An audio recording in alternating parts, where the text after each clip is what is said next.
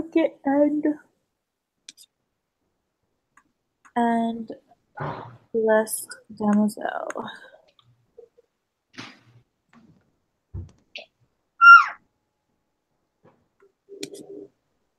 Anyone? Will I read the questions? Yes. The first question is, how are women both angels and fallen women in these poems?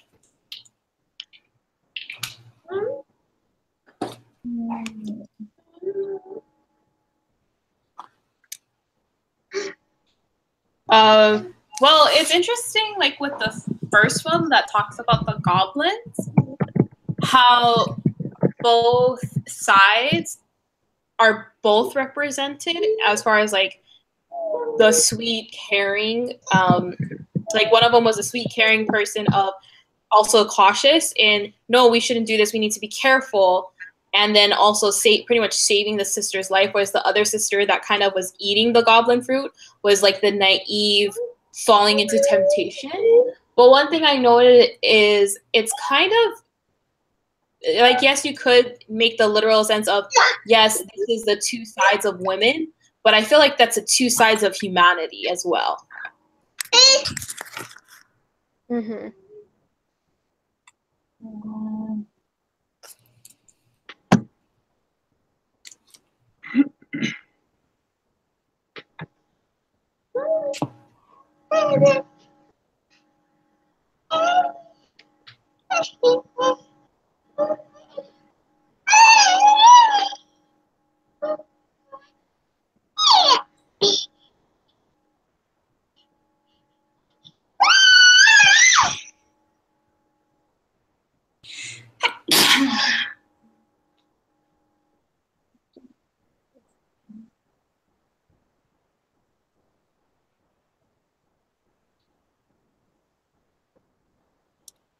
Do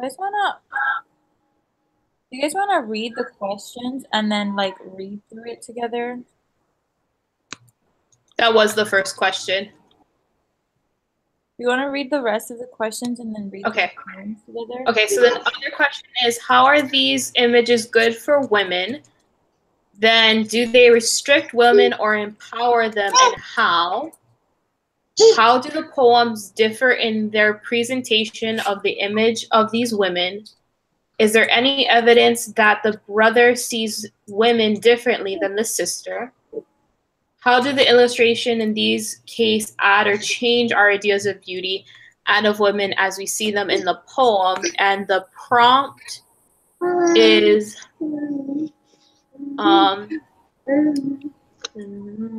so the prompt is pretty much summing up what your group had to say about these questions and backing it up with quotations. Okay. So that pretty much the prompt is pretty much answering those questions of what we discussed and then having the quotations along with it. Whoa, that's crazy. We can basically like pick any question to answer, I guess. Right? Mm-hmm. Okay.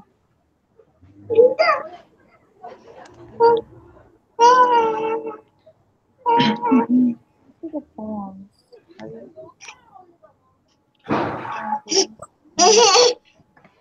What did you say?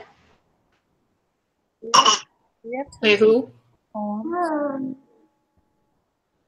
Um, I didn't finish reading them, so unless you guys want to just continue.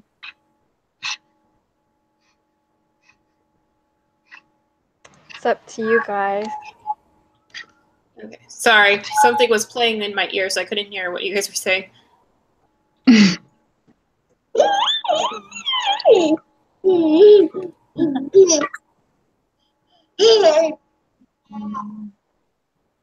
I'll just continue reading.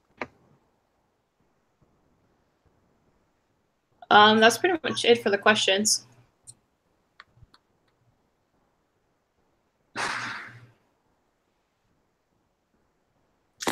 I think she needs to finish reading the poems. Oh. Yeah.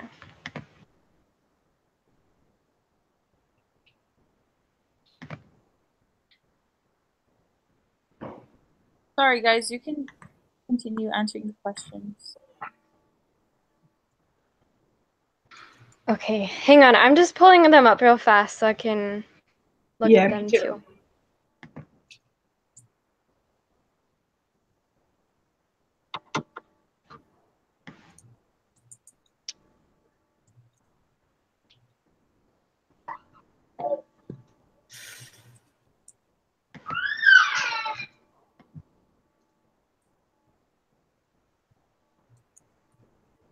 So with the first question, when it says, how are women both angels and fallen women in these poems, does that mean like in each poem there's an angel and a fallen woman, or is it like, I don't know how I to think it's explain what just- I'm trying to say. Yeah, you're saying if there's an actual, like, one character is the angel and one character is the fallen. Is that what you're going Yeah, on? or are there like characteristics of both in both poems, or is she just saying like, I feel like in it's general? saying both poems either, because the first one, it seems like they're two separate, whereas the second poem, it kind of seems like it's jumbled into one person. Right, yeah, okay.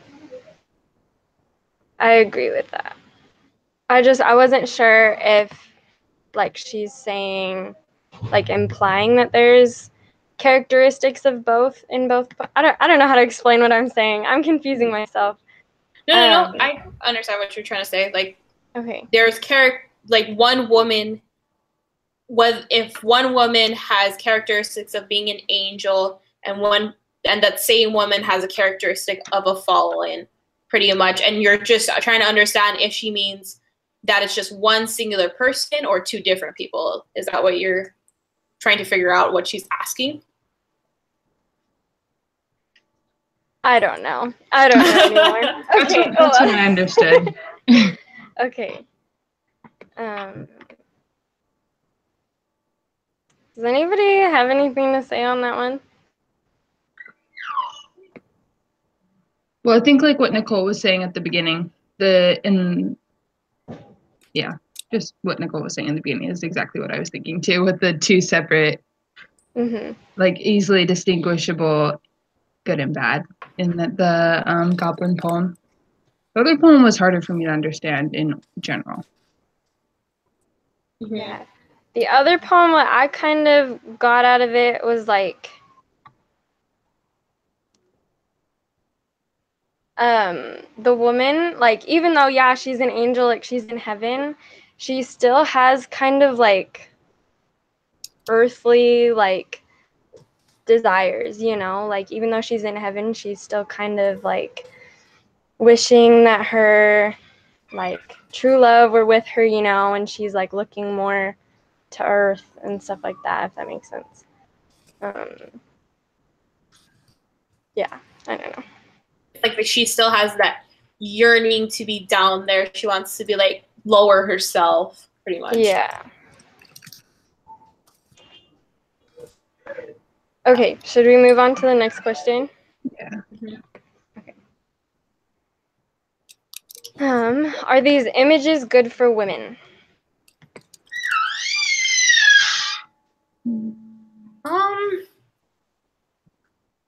In my opinion, at least with the Goblin one, I feel like it's not necessarily an image for women, but it's an image for like all humanity, because you can have that tempt, because everyone has like a side that they're really tempted and they want to fall into whatever it is that they're being asked to follow. But then you also have that side of caring and wanting to do things for the better of people and also protecting yourself in a sense. So I feel like the Goblin one has a more of an image of who humanity is, really.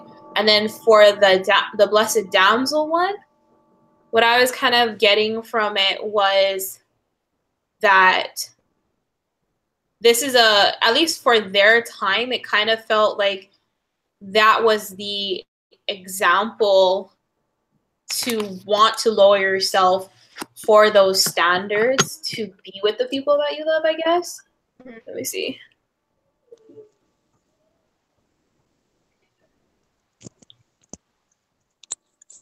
It's kind of just like bringing yourself down to meet those needs, which kind of is the fragile sense that, because this is the Victorian times, right? Mm-hmm. That these poems came Is from. it? Yeah. Yeah. So it's kind of like, for those times, if you're kind of that sweet, innocent person that you want a better life, so you kind of have to degrade yourself. You don't get to fall in love a lot, like Jane Austen books. A lot of the Jane Austen books, they don't always fall for the guy that they want necessarily. Or even like for her, as far as the author herself, she had to pretty much lower her own standards of, no, I can't go for that love, so I have to pretty much settle for not falling in love. So it's like not the best image for women to have, because it kind of goes back to our last week's lesson of trying to be equal with men and having that opportunity to educate themselves. So if this is the image that everybody has of women, of lowering themselves and lowering their standards and their potential, then it's necessarily not the best image for them to be like, oh, women will just always lower their standards to meet the needs of society. Right, yeah. No, I agree. I feel like in the first poem, it's kind of a neutral thing, even if it's not talking about like humanity as a whole, because I don't think we can infer that she's talking about humanity as a whole, because she only uses like female characters. So like, but even applied to women, I think it's a pretty neutral, a neutral image, I guess. Because even though like, Laura or whoever falls into temptation and like partakes of the fruit, you know, like she still was able to be like redeemed at the end. Does that make sense? So like everything was good and okay. Yeah. Also, I think they're kind of like parallels to like the Adam and Eve story, you know, because she like took the fruit, like in both stories it's fruit, and it wasn't like, in the end it wasn't as great as like Satan or the goblins or whatever like made it up to be, or at least the outcome. Am I making sense? It's super wordy. But like the outcome like wasn't as great as she thought it was gonna be, and then Lizzie or whatever the girl's name was, like kind of helped her redeem herself. Anyways, that was kind of a tangent, but what was the question again? Images good for women. Okay, yeah. So I think that it was like pretty neutral, because even though like a woman may fall, like she can still be redeemed, you know. And then with the other poem, I think that the image isn't as good for women because like she is in heaven and like can't enjoy something that great because she's too busy. Like she feels like she needs man to enjoy her time there, you know? So yeah, that's good.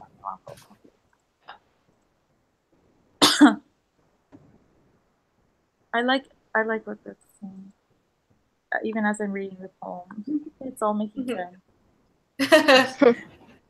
Yeah, that second one was pretty. Holy smokes! There was a lot to like take in. Yeah. Should we move to the next question?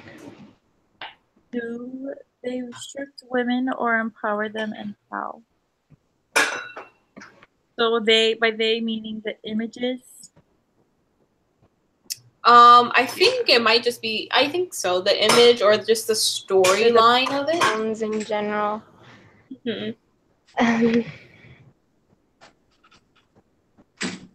I think it's kind of like that goes with what I was saying about like in the first one it doesn't really restrict women because like they, even though they've fallen, like they can still better themselves and kind of like repent for their mistakes, you know.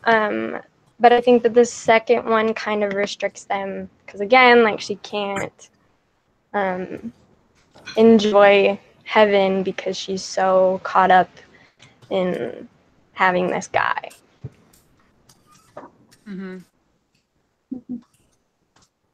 Looking at the pictures too, it's kind of cool because like the women in the photos that Rossetti painted, the one about the goblin, it shows the two women like they're embracing each other. They're like I don't know, they're like enjoying each other's presence, like reveling in each other's presence. Because Lizzie, I guess, kind of saved Laura. Is that what happened? Mm-hmm. And in the other photo, it's just like the girl is just like in the sky, looking down, and everyone around her is like happy and sad. But she looks beautiful. It looks really heavenly and beautiful. I don't know. In the photo, I can't pull it up right now, but in the photo, does it also show like any kind of like, yes, she's beautiful, but is there anything in her features that show like that yearning at all of like, oh man, I wish I could be down there kind of thing? Because I think what's significant is because it kind of goes towards the last question of how does each case illustrate like adds to or change our ideas of beauty. So like in that photo when you talked about how she looks beautiful in the photo but yet she still has that yearning, if that changes people's mindset of beauty, you know what I mean? Like even though what was that? No. Continue. So like even though she looks beautiful, she doesn't necessarily feel beautiful or happy because she's still yearning to be in the like down below. Yeah, in one of the summaries that I was reading, I don't know if that's a bad thing that I read it, but I did not understand the poem, so I had to. It was talking about how she was yearning for the man on Earth, but at the same time, the man was like kind of in denial because he wasn't as good as she thought that he was. Like, so I think that could make it like it could change your beauty, your idea of beauty, because like in some of the poems, like in the one that I wrote my essay on, it was like walking in beauty or something, and it was kind of talking about how outer beauty is all telling, like beauty on the outside radiates goodness and like just goodness, but when you look at this picture and kind of going off of what Nicole said, like the yearning, even though she is beautiful, she is still yearning for an imperfect man. So he is perfect in her eyes, but she doesn't have the intelligence to know that he's not everything. She's not all knowing and all understanding like her beauty might imply. Like did he? Well, I'm reading the summary now. It makes so much more sense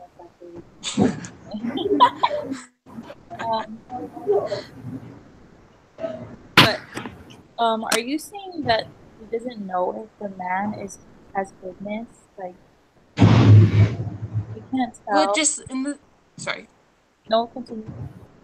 Just in the summary that I read, it was saying that like he wasn't as madly in love with her as she was with him because she viewed him as perfect and he knew very well that he had a lot of flaws. So he wasn't like as eager to reunite with her as she was with him. That's a good. Might be some good information to add into our paper as long as we have some evidence. So then, are you saying that are we on the question about restricting or empowering still? What was that? The presentation of image. Are we still on the empowering and restricting question? Mm-hmm. Yeah, I think. Do you want us to move on? No. I was just gonna say that relates really well because that first poem is like really empowering. How like the sisters could save each other because they like love each other, and even though one of them like made a mistake, the other one still, went to save her, and they're still beautiful. And like even in their poems, it just I don't know, it's beautiful. And then you have that beautiful like, angel person who doesn't really have doesn't really have any like form of empowerment. Just is so madly in love with someone who's not that in love with her. If you read about that. And it kind of goes into the next question, which is how do the poems differ in their presentation of the image of these women?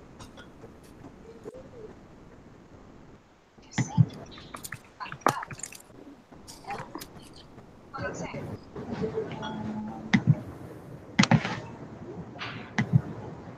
I think like the first one kind of gives that nice like sisterly love in that presentation as far as the angel and the fallen. So you have the actual like fallen sister, and then you have the angelic sister who is warning her and everything.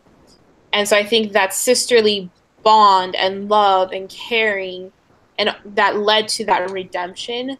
Whereas the damsel one, it would kind of made her like whiny a bit, like pining over this person up from heaven. Like you're in heaven. Why on earth would you be pining over? And it was just like, um, it just made her sound a little whiny in a sense. Mm-hmm. Even like the language in the two poems presents the sisters differently. The Goblin one seems like an adventure. Like when you read it, like the way he describes all the foods, it's like colorful, and it's like there's a lot of action going on.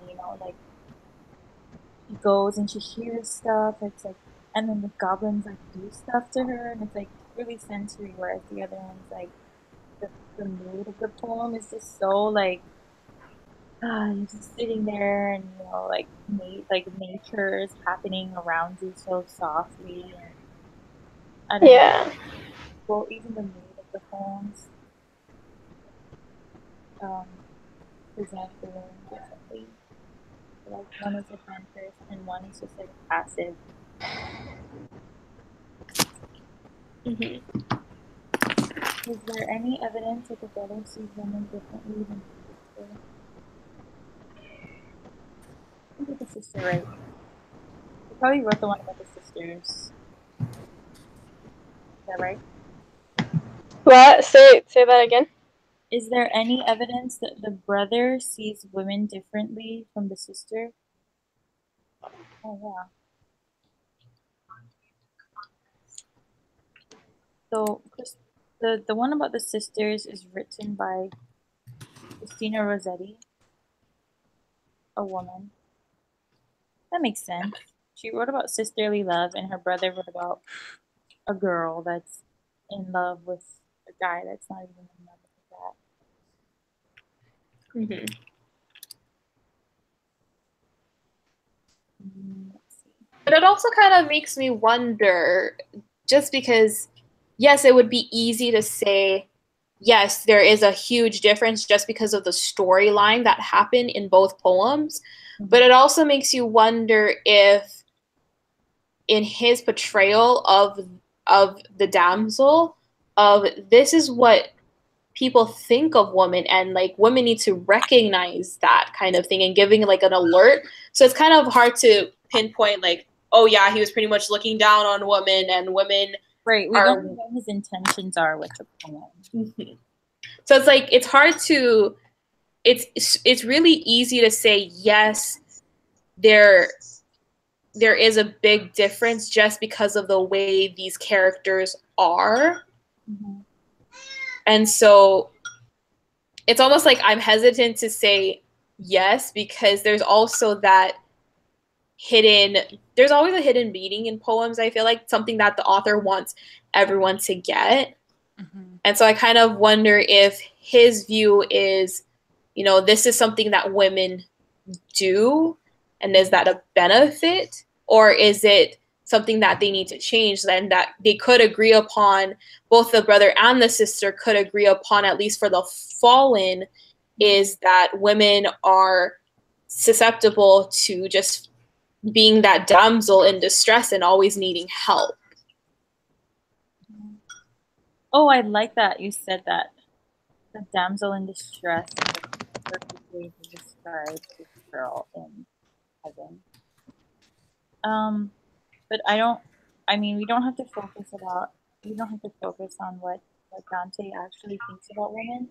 We can maybe just say like what does this poem, what does he want you to think in this poem? And doesn't really, at least to me, he doesn't really like show any evidence that hey, this is how you are, but you need to change. Like I don't really get that from the poem. Like he's not making a statement as to like, oh, this needs to change, you're better than this. He just like it just ends with like her crying. So it's kind of, yeah, he kind of sees women as like helpless, whereas Christina sees women as like, they have their power and they're passionate and they're powerful because they're compassionate. And maybe Dante sees like this feminine attribute, like the woman's love, because maybe like women love more than men, and maybe he sees that as like, instead of a strength, he's kind of portraying it as a weakness, like a vice, like a burden that she has to bear because she loves too much. And so he's maybe seeing compassion and her femininity as her weakness. I like that. I think I actually agree with that statement, because it's like they're both agreeing upon the concept of the womanly love, but one sees it as a power, whereas the other one sees it as a burden. Yes. Hang on, guys. I'm gonna write this down. I can send it on the Facebook chat. Both see women as compassionate,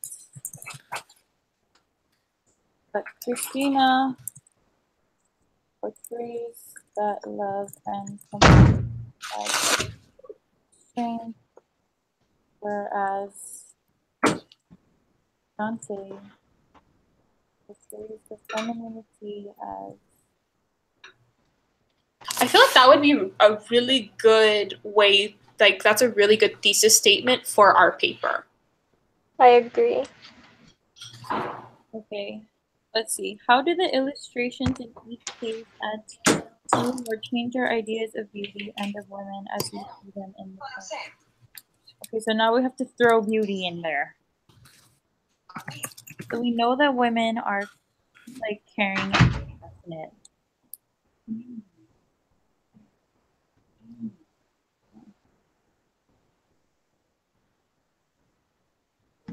What does the beauty say about them? Jimmy Well. Está bien.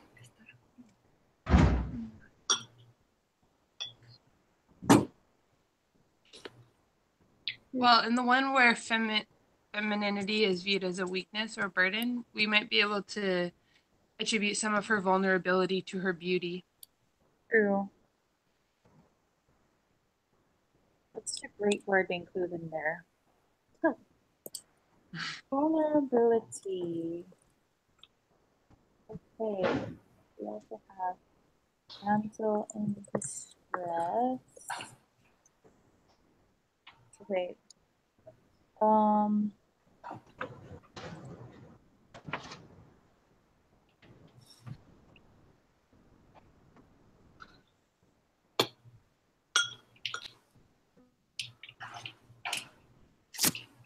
How about this? Estar bien. I noticed when I was reading this verse right here. That's where I was like, dang, everything seems so soft and like sleepy in this poem. Content. He says, Dante says, and still she bowed herself and stooped out of the circle of charm, until her bosom must have the bar she leaned on warm, and the lilies lay as if asleep along her bended arm. I don't know, that kind of portrays like softness, of like flowers and circles and warmth and Estar enfermo. I don't know. To be sick. Estar enfermo. To be happy. Estar feliz. To be happy. Estar feliz. To be bad. Yeah. No. Estar mal. Like so heavenly but so soft and frail and To be bad. vulnerable. Estar mal. To be bad. Estar mal. We're supposed to talk about the poems, yeah? Do you guys see the poem? Do you guys see the photo of the sisters? Yeah, I saw that one. They're not really that beautiful, to be honest. I mean, in the poem. In the poem, it sounds I mean, in the photo. nice. And Yeah, in the poem, they sound like little fairies because they're imagining goblins.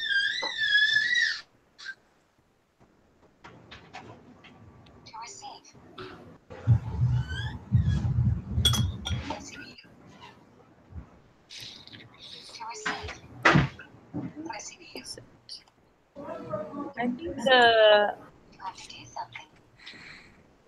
Tener que. also the fact that the women in Christina's poem, they have like more of a choice. Like they have more agency. Because More agency, is that what you said?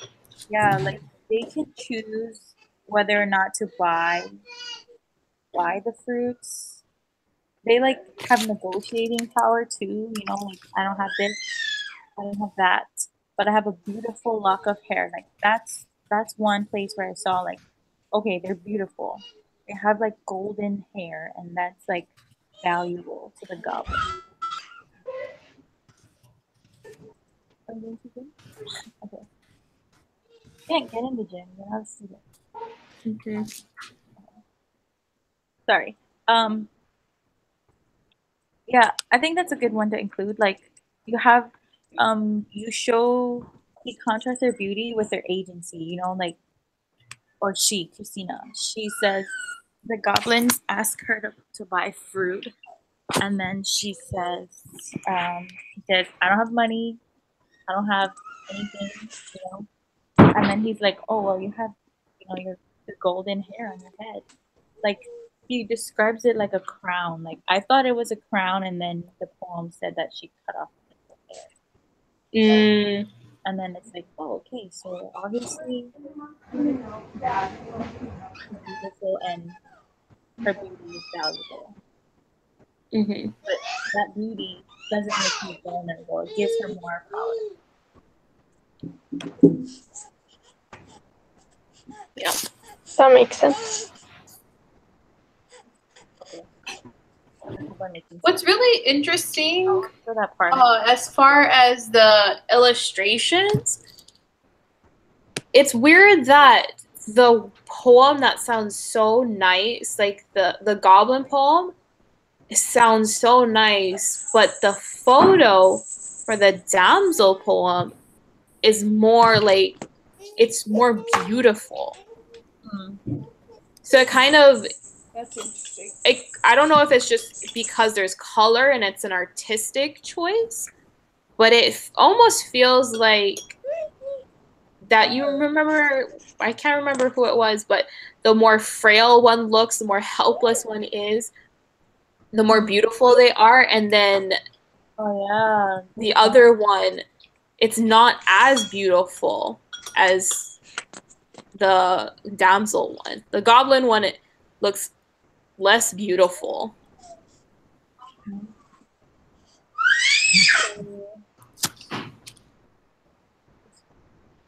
So the girls that are portrayed as more powerful, Dante doesn't like paint them as like white, and he doesn't even take time to color them. Like they're such powerful women, but their parents don't portray beauty. Point.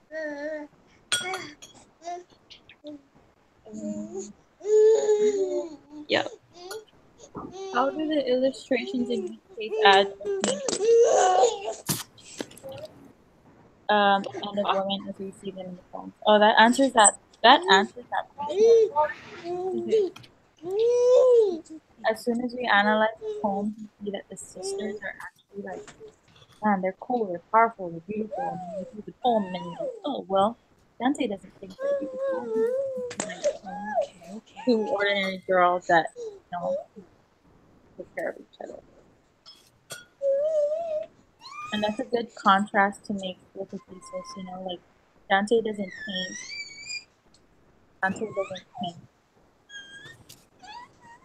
like we paint Damozel. They are black. What are they? They're like, I don't know. They're like blurry. They're not bright, and clear, and detailed, and vibrant.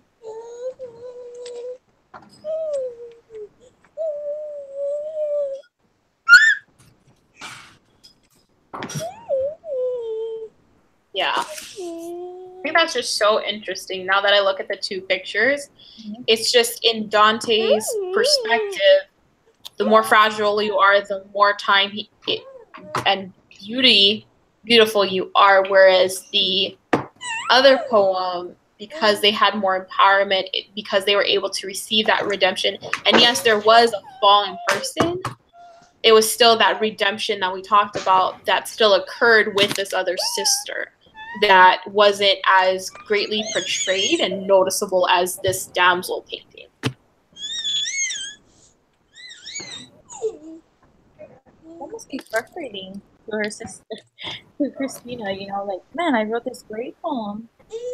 I don't care. And you ruined it. They just care about it. They just want to see the damsel in distress. Okay. Yep.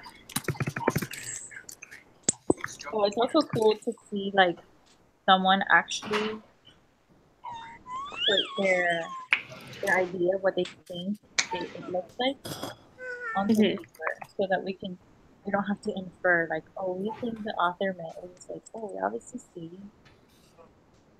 girl's color. She has like flowers around her, and the Goblin girls have no other details, just their love.